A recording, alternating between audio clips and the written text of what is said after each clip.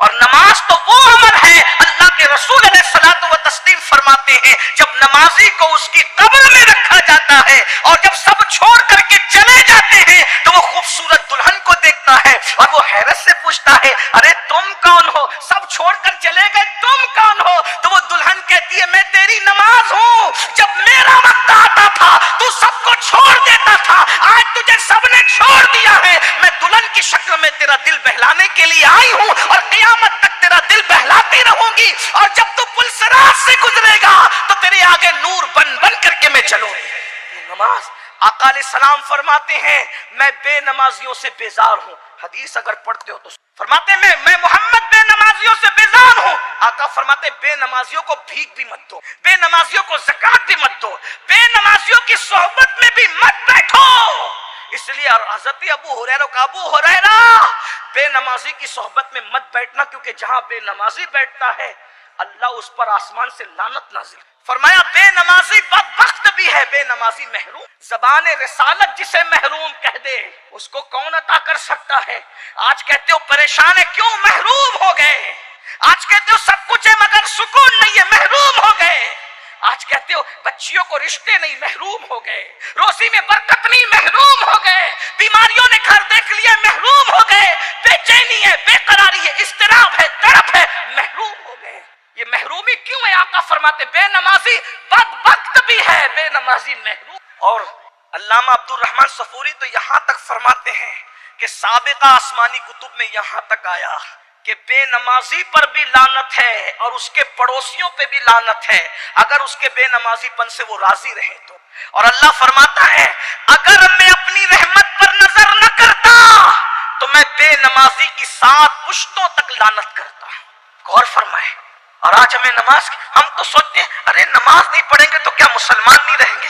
میں نے کہا حنفی ہونے کے اعتبار سے تو یہی کہوں گا کہ بے نمازی ڈائریکٹ کافر تو نہیں ہوتا، لیکن اتنا ضرور ہے جب بے نمازی مرنے لگتا ہے تو مرنے سے پہلے ڈر ہے کہ کہیں اس کا ایمان چھین نہ لیا جائے۔ نشے کو ہم پروموٹ کریں، نشہ ہمارے سماج میں، کیونکہ ہمارے پاس علم نہیں ہے۔ حدیث پاک ہے بے نمازی بے نشہ کرنے والا جب اپنی قبر سے اٹھے گا یا تو اس کی شکل سور کی طرح ہوگی یا تو بندر کی طرح ہوگی۔ بلکہ یہاں تک فرمایا گیا، علماء فرماتے جب نشہ کرنے والا مرے گا تو ڈر ہے کہ وہ بھی کافر ہو کر کے مرے گا۔ بلکہ یہاں تو مجھے ایک واقعہ یاد آیا جس کو علامہ ابن الجوزی نے لکھا۔ حضرت مالک الدینار کہتے ہیں کہ میرا ایک دوست تھا، مرتے وقت تو وہ کافر ہو گیا، اور وہ محدث تھا، بڑا محدث تھا، عالم تھا، خطیب تھا، کافر ہو گیا۔ مجھے احساس تھا کہ یہ کافر عالم، علم والا محدث کافر کیسے ہوا؟ تو میں اللہ سے دعا کرتا تھا اللہ مجھے دکھا کہ وہ کافر کیوں ہوا اور کافر ہو کے وہ کیوں مرا۔ تو ایک دن وہ خواب میں دکھا کہ وہ جہنم کے عذاب میں مبتلا ہے۔ میں نے کہا سچ بتانا تو کافر ہو کے کیسے مرا؟ تو اس نے جواب دیا مجھے ایک ایسی بیماری لاحق ہو گئی تھی کہ جس کا علاج کسی کے پاس نہیں تھا۔ تو ایک عیسائی حکیم نے مجھ سے کہا اگر تو سال میں 1 مرتبہ شراب کا 1 کٹورا پی لیا کر تو تیری بیماری دب جائے گی، شفا تو نہیں ملے گا لیکن بیماری دب جائے گی، تکلیف کم ہو جائے گی۔ تو تکلیف کی کمی کے لیے میں سال میں 1 مرتبہ چھپ کر 1 کٹورا شراب پی لیتا تھا۔ یہ 1 کٹورا شراب سال بھر میں 1 مرتبہ بطور دوا پینے کی نحوست ہے کہ جب میں مرا تو کافر ہو کے مرا۔ جو بطور دوا شراب کا 1 کٹورا بطور دوا پی رہا ہے سال میں 1 مرتبہ، تو اتنا بڑا محدث کافر ہو کے مر رہا ہے جو روز شراب پیتے ہیں، جو روز MD کا نشہ لیتے ہیں، جو روز طرح طرح کے نشے میں مبتلا ہوتے ہیں، ان کا انجام کیا؟ اور یہ نشے کی لعنت ہے، بیوی کو مار رہے ہیں، طلاق کی شرح بڑھتی جا رہی ہے، شوہر بیوی کا حق ادا نہیں کر رہا ہے۔ جو لوگ نشے میں نہیں ہیں وہ بھی نشے میں ہیں، اس لیے کہ شراب کا نشہ بہرحال نقصان دہ، دولت کا نشہ بھی نقصان دہ ہے، جوانی کا نشہ بھی نقصان دہ ہے، گناہوں کا نشہ، کوئی نشے کی اسلام اجازت نہیں دیتا۔ کسی کو گھمنڈ کا نشہ ہے، بیوی کو مارتا ہے پیٹتا ہے، علم نہیں، اس کو پتا نہیں ہے کہ بیوی پیر کی جوتی کا نام نہیں ہے، یعنی اب اس کے ساتھ اللہ کی پناہ، اللہ کی امان کی چادر اس کے سر پہ نہ رہے گی۔ اللہ رب العزت نے اپنی امان سے اس کو باہر کر دیا، یعنی اللہ پاک کتنا ناراض ہے بے نمازی سے کہ اللہ اپنی امان کی چادر اس سے ہٹا لیتا ہے، اللہ اپنا دست قدرت جو امان کا اس سے ہٹا لیتا ہے، اس کو اللہ کی امان، اللہ اکبر۔ اور پھر صرف یہی بات تو بہت بڑی ہے کہ وہ خدا کی امان سے باہر ہو گیا، لیکن اب دوسری بات بھی سن لیں، بے نمازی کا ٹھکانہ کہاں ہے؟ آقا علیہ السلام ارشاد فرماتے ہیں جس نے جان بوجھ کے نماز چھوڑ دی قیامت کے دن اس کے ساتھ میرا کوئی وعدہ نہیں۔ آقا فرماتے ہیں میرا کوئی وعدہ اس کے ساتھ نہیں ہے۔ اس لیے کہ جب آخرت کی بات آتی ہے تو کہیں نہ کہیں ہم یہ سوچتے ہیں کہ یار کہیں بگڑی نہ بنے گی تو حضور ہمیں بچا لیں گے، کیونکہ حضور علیہ السلام کی حدیث ہے شفاعتی لأہل الکبائر من امتی، کہ میری شفاعت میری امت کے بڑے گنہگاروں کے، تو ہم سے بڑا گنہگار کون ہے؟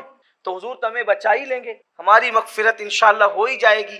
لیکن ایک چیز آپ سے کہتا ہوں، حضور علیہ الصلوۃ والتسلیم کے بارے میں ہم اہل سنت کا عقیدہ یہ ہے کہ شفاعت کی جتنی قسمیں ہیں سب حضور کے لیے ثابت اور ہم مانتے ہیں۔ سچا سنی ہونے کے لیے، سچا مومن ہونے کے لیے یہ عقیدہ لازمی ہے آپ کے لیے، ہم سب کے لیے، کیا کہ شفاعت کی جتنی قسمیں ہیں میرے آقا علیہ السلام کے لیے ہر قسم ثابت ہے، حضور بالکل شفاعت کریں گے۔ بلکہ ہمارا عقیدہ تو یہ بھی ہے کہ جتنے اور لوگ شفیع ہوں گے وہ سب حضور کی بارگاہ میں شفاعت لائیں گے اور تنہا میرے آقا اللہ کی بارگاہ میں شفیع ہوں گے۔ اور میرے امام اس کو یوں بیان فرماتے ہیں، کیا ہی ذوق افزا شفاعت ہے تمہاری واہ واہ، قرض لیتی ہے گناہ پرہیزگاری واہ واہ۔ ہم شفاعت کی ہر قسم پر ایمان رکھتے ہیں اور رکھنا بھی چاہیے، کیونکہ اللہ کے رسول علیہ السلام نے ارشاد فرمایا کہ میری شفاعت ہلاک ہونے والوں کے لیے، میری شفاعت بڑے گنہگاروں کے لیے ہے۔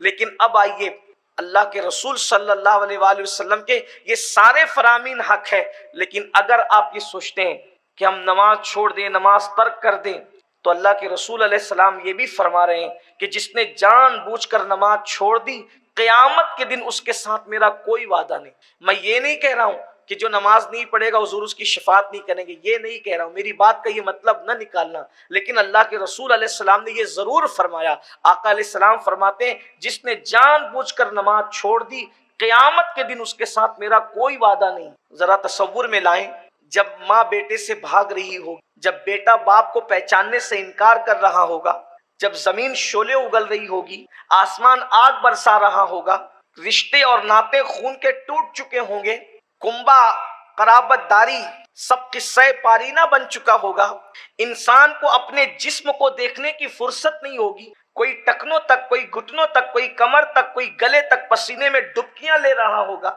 لوگ اس وقت میدان محشر کی ہولناکی کو دیکھ کر یہ تمنا کریں گے کہ بھئی چلیں ہمیں جہنم ہی میں ڈال دیا جائے لیکن کم سے کم اس مصیبت سے چھٹی دے دیجیے۔ محشر وہ محشر ہے جس کے بارے میں لوگ کہتے ہیں محشر میں جو ہوگا دیکھا جائے گا۔ لوگوں کی بے باکی کا حال بھی تو دیکھیے، شاعری کی دنیا اور ہے، حدیث دنیا اور ہے۔ روایتوں میں آیا ہے کہ لوگ میدان محشر کی تکلیف اور مصیبت سے اس طرح پریشان ہو جائیں گے کہ لوگ تمنا کریں گے کہ کم سے کم اس سے چھٹی ملے، جہاں جانا ہے جہنم ہی میں اگر ڈالا جائے تو ڈال دیا جائے، لیکن کم سے کم میدان محشر سے تو ہمیں نجات ملے۔ یعنی وہ محشر ہے، محشر اسے کہتے ہیں۔ لوگوں کے پتے پگھل پگھل کر پانی ہو رہے ہوں، آنکھیں لوگوں کی بہہ رہی ہوگی، زبان پیاس کی وجہ سے لوگوں کے سینے پہ لٹک رہی ہوگی، اللہ کے عرش کے علاوہ کوئی سایہ نہیں ہوگا۔ آج لوگ اپنی راتوں کو عیاشیوں میں گزارتے ہیں، کانوں میں ایئر فون لگا کر گانے یوں سنتے ہیں، ان کو یوں لگتا ہے کہ یہ کوئی جرم ہی نہیں، حرام کام اس انداز سے کرتے ہیں کہ اس کے بارے میں کبھی پوچھا ہی نہیں جائے گا۔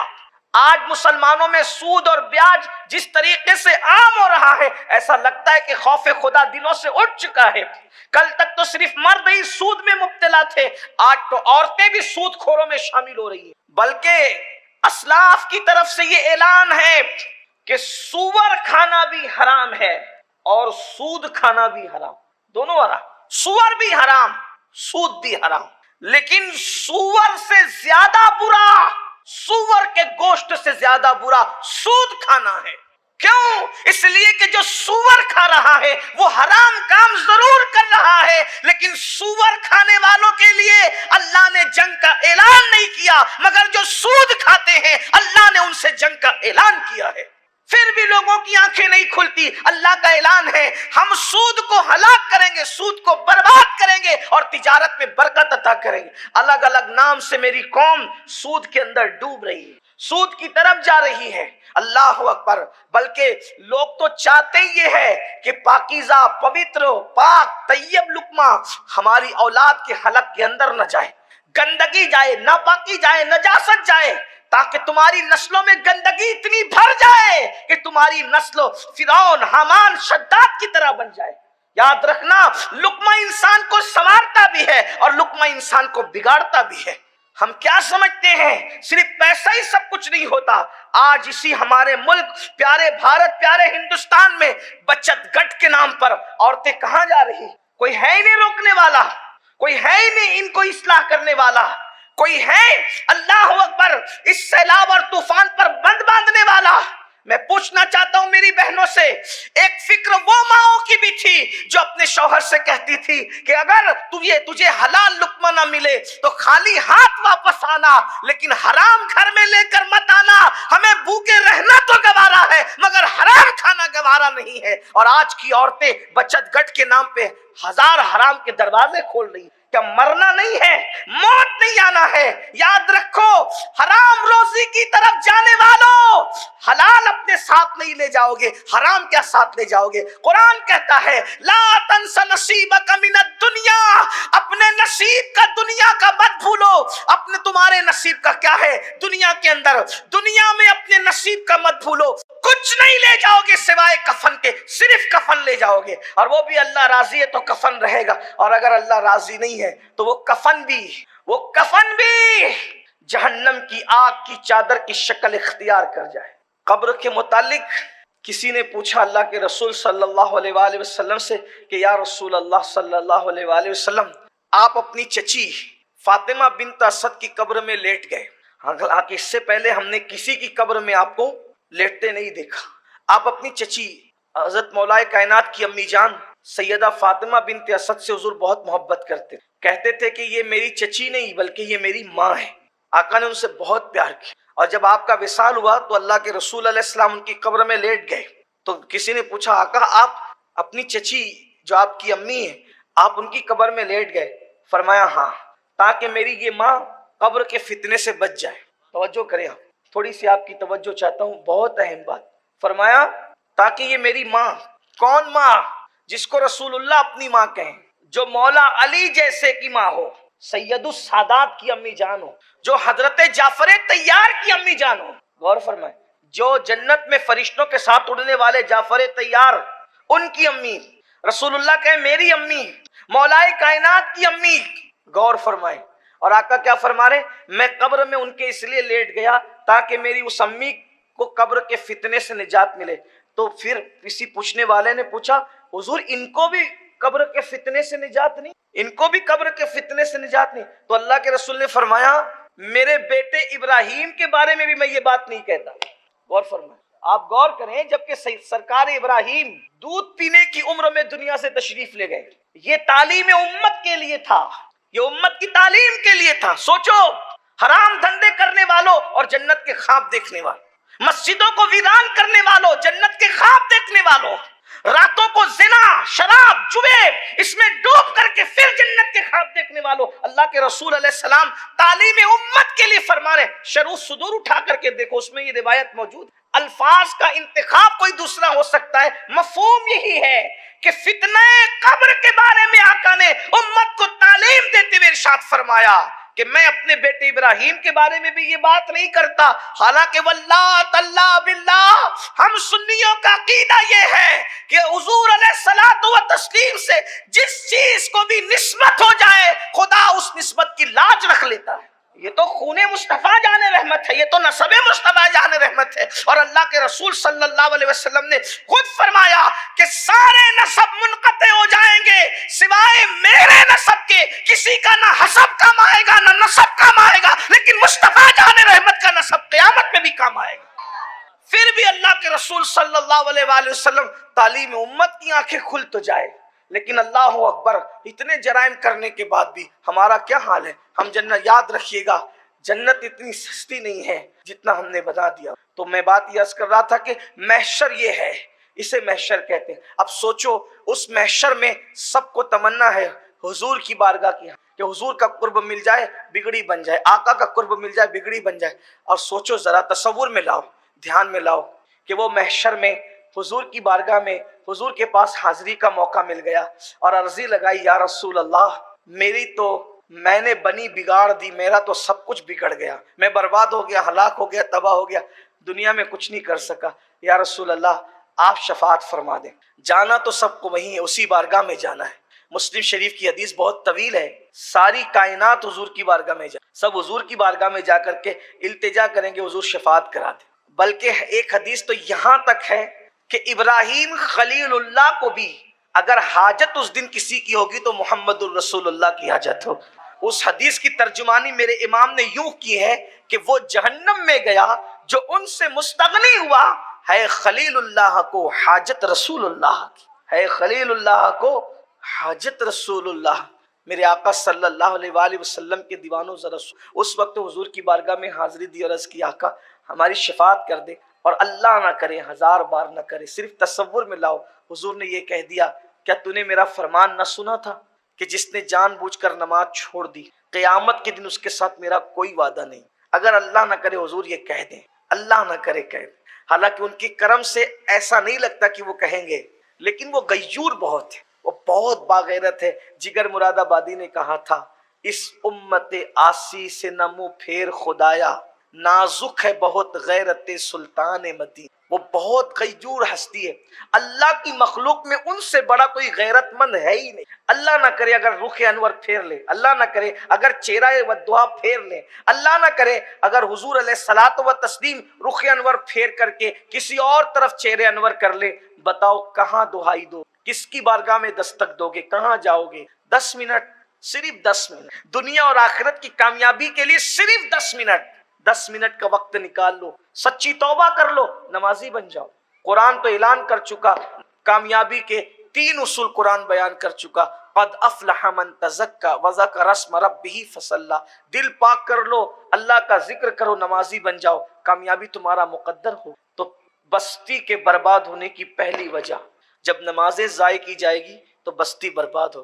دوسری وجہ خواجہ عثمان ہروانی فرماتے ہیں رضی اللہ تبارک و تعالیٰ، ارشاد فرماتے ہیں جب مرد مرد سے بدفعلی کرنے لگے تو بستی اس وقت برباد ہو۔ یہ جو گندی فلمیں بہت زیادہ عام کی جا رہی ہے، اس کو دیکھنے کی وجہ سے بہت سارے چھوٹی عمر کے بچے ان ساری بلاؤں اور وباؤں کے اندر گرفتار ہو رہے ہیں، بلکہ لوگوں کو معاذ اللہ زنا سے زیادہ آسان یہ کام لگتا ہے۔ حالانکہ اللہ کے رسول صلی اللہ علیہ وآلہ وسلم نے زنا کے بارے میں تو بہت عذاب بیان فرمایا، لیکن اس کے بارے میں بھی بہت عذاب بیان فرمایا، بہت بڑے بڑے عذاب کی وعید سنائی، بلکہ یہاں تک فرمایا گیا کہ جانور بھی کسی نر جانور سے جفتی نہیں کرتا، یعنی مرد جانور سمجھانے کے لیے، نر مطلب مرد جانور سے تعلقات قائم نہیں کرتا، جنسی تعلقات قائم نہیں کرتا۔ وہ مرد جانور وہ مادہ سے ہی اپنی خواہش پوری کرے گا۔ جانوروں میں صرف ایک جانور ہے جس کو خنزیر اور سور کہتے ہیں، سور یہ کام کرتا ہے، جانوروں میں بھی سور یہ کام کرتا ہے۔ اسی لیے بزرگوں نے اور صوفیاء نے لکھا کہ یہ بدفعلی، مردوں کے ساتھ بدفعلی کرنے والا مرد جب اپنی قبر میں جائے گا تو وہ سور کی شکل اختیار کرے، اور یہ بلا بڑھتی جا رہی ہے۔ کچھ لوگ یہ بھی کہتے ہیں کہ علماء یہ عنوانات کیوں بولتے ہیں مائک پر، کیا ان کو بولتے ہوئے شرم نہیں آتی اس طرح کی بات؟ میں کہتا ہوں کہ جس قوم کو یہ گندے جرائم کرتے ہوئے شرم نہ آتی ہو تو اس وقت تو علماء پر فرض ہو جاتا ہے کہ ایسی بے شرم قوم کو شرم دلانے کے لیے اس گناہ کے عذاب کو کھول کھول کر بیان کی۔ اس لیے کہ جب قوم اتنی بے شرم ہو جائے کہ وہ اتنے گندے کام کرنے لگے تو پھر ان کو عذاب سے نہ ڈرائیں گے تو پھر کیا کریں؟ آپ غور تو کریں، اس بلا کے اندر 16-15 سال کے جوان سے لے کر کے 80 سال تک کا بڈھا بھی گرفتار نظر آ رہا ہے، اللہ ماشاءاللہ، اللہ جس کو بچا لے۔ یہ سب گندگی، فلموں کی گندگی کی نحوست ہے۔ کیا عرب کیا عجم معلومات لیں، یہ گناہ تیزی سے بڑھتا جا رہا ہے۔ اور خواجہ عثمان ہروانی نے اپنے دور میں تقریباً آج سے 900 سال پہلے حدیث پاک کے حوالے سے فرمایا کہ تباہ ہوں گے، ممالک تباہ ہوں گے، ممالک برباد ہوں گے۔ اور یہ بات بھی آپ سن لیں، اللہ کرے کہ جو اس برائی میں مبتلا ہے خدا ان کانوں تک یہ آواز پہنچا دے۔ اللہ کے رسول صلی اللہ علیہ وآلہ وسلم فرماتے ہیں جب مرد کسی مرد کے ساتھ بدفعلی کی طرف بڑھتا ہے تو اللہ کا عرش کانپ جاتا ہے اور قریب ہوتا ہے کہ آسمان ٹوٹ کر لوگوں پر گر جائے۔ اسی وقت تو دنیا ختم ہو جائے. یعنی جب کوئی صرف ایک بندہ بھی کسی مرد کے ساتھ بدکاری کی طرف بڑھتا ہے تو آسمان ٹوٹ کر زمین کی طرف آنا چاہتا ہے. اس وقت اللہ کے معصوم فرشتے عرش کے کنارے کو پکڑ کر قل ہو اللہ شریف کی تلاوت کرنے لگتے ہیں. اور وہ قل ہو اللہ شریف کی تلاوت جو وہ فرشتے کرتے ہیں تو اس کی وجہ سے اللہ کا غضب ٹھنڈا ہو جاتا ہے. قل ہو اللہ شریف کی تلاوت کی برکت ہے کہ وہ آسمان ٹوٹ کر لوگوں پہ گرتا نہیں. اگر وہ یہ نہ کرے تو آسمان ٹوٹ کر لوگوں پر گر جائے، لوگ برباد ہو جائیں. ایک حدیث پاک میں اللہ کے رسول علیہ السلام نے ارشاد فرمایا کہ کچھ فرشتے ایسے ہیں جن کو اللہ نے پرندوں کی شکل پر پیدا فرمایا. فرشتوں کی مختلف شکلیں بھی ہیں، تو کچھ فرشتے ایسے جن کی شکلیں پرندوں کی طرح ہے اور وہ چونچ والے ہیں، چونچ نما ان کی شکل ہے. جیسے ہی بدکاری کرنے والے جو مردوں کے ساتھ بدکاریاں کرتے ہیں ان کو قبر میں رکھا جاتا ہے، ایک رات بھی ان کی قبر پر ان کو نہیں گزرتی کہ وہ فرشتے اپنی چونچ میں لے کر کے ان کو ان کی قبر سے نکال کر اٹھا کے لے جاتے ہیں اور جہاں قوم لوط پر عذاب آیا تھا وہاں لے جا کر ان کو پھینک دیتے. کرناٹک میں مرے، مہاراشٹر میں مرے، آندھرا میں مرے، کدھر بھی مرے، عرب میں مرے، عجم میں مرے. اگر وہ مردوں کے ساتھ غلط کام کرتا تھا، بدفعلی کرتا تھا، اپنی خواہشات کی تکمیل کرتا تھا تو وہ ایک رات بھی اپنی قبر میں نہیں رہے گا. اس کو اٹھا کر قوم لوط سے ملا دیا جائے جہاں ہر دم لعنت برس رہی، اور وہ قیامت کے دن انہی کے ساتھ اٹھے گا، انہی کے ساتھ اس کا حشر بھی ہوگا. اللہ کی بارگاہ میں توبہ کریں وہ نوجوان، وہ لوگ جو اس بلا میں گرفتار ہیں. ایک وضاحت یہ بھی کی جائے کہ لوگ سمجھتے کہ وہ جو آخری درجہ بدکاری کا ہے نا مردوں کے ساتھ وہی بدکاری ہے، بلکہ بزرگوں نے بہت وضاحت سے اپنی کتابوں میں لکھا کہ جو صرف مصافحہ اور معانقہ بھی گندی نیت سے کرتے ہیں وہ بھی انہی لوگوں میں سے. اسی پر بس نہیں فرمایا اگر وہ نظر سے بھی کسی کو گندی نیت سے دیکھتے ہیں تو وہ بھی انہی گندی نظر سے دیکھنا بھی. ایک بزرگ فرماتے میں حافظ قرآن تھا اور امام حسن بصری کی بارگاہ میں بیٹھا ہوا تھا. ایسے میں نے ایک نوجوان خوبصورت آیا، اس کو بد نظری سے دیکھا، غلط نظر سے، پاپ کی نظر سے دیکھا. امام حسن بصری نے کہا تو نے یہ کیا کیا؟ تیرے اس بد نگاہی کا وبال تجھے آ کر کے رہے گا. کہا میں انتظار کرتا رہا کہ آپ نے فرما دیا لیکن کچھ ہوا نہیں. 14 سال کے بعد میں حافظ قرآن تھا، 14 سال کے بعد پورا قرآن میں بھول گیا، صرف دیکھنے کی وجہ، بدنگاہی کی وجہ سے. مرد کو پاپ کی نظر سے دیکھے، حافظ قرآن تھا، اللہ نے اس کو قرآن بھلا دیا. یہ صرف دیکھنے کا وبال ہے. تو پھر ہاتھ سے ٹکرائیں اور پھر اس کے بعد جو آخری کے معاملات ہو، اللہ کی 1000 بار اللہ کی پناہ، اللہ کی بارگاہ میں امان طلب کرو، اللہ کی پناہ طلب کرو. اس لیے کہ اللہ اگر گناہوں سے بچائے تبھی انسان بچ سکتا ہے.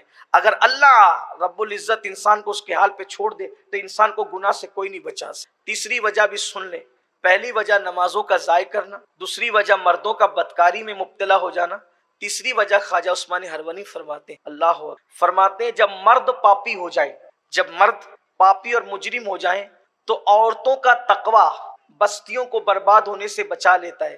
لیکن تیسری وجہ یہ ہے کہ عورتیں بھی بدی پر میں مبتلا ہو جائیں گی، عورتیں بھی دین سے دور ہو جائیں گی. جب عورتیں دین سے دور ہو جائے، عورتیں پردہ نہ کرے، عورتیں تقوی میں نہ رہے، عورتیں پرہیزگاری میں نہ رہے تو سمجھ لو کہ بہت جلد تمہاری بستی پر عذاب آنے والا ہے اور تمہاری بستی بہت جلد برباد ہونے والی ہے. آپ دیکھیں آج نوجوان بچیاں پردہ کرنے میں آر محسوس کرتی ہے، بلکہ پردہ کرنے والوں کو بیکورڈ کہا جاتا ہے.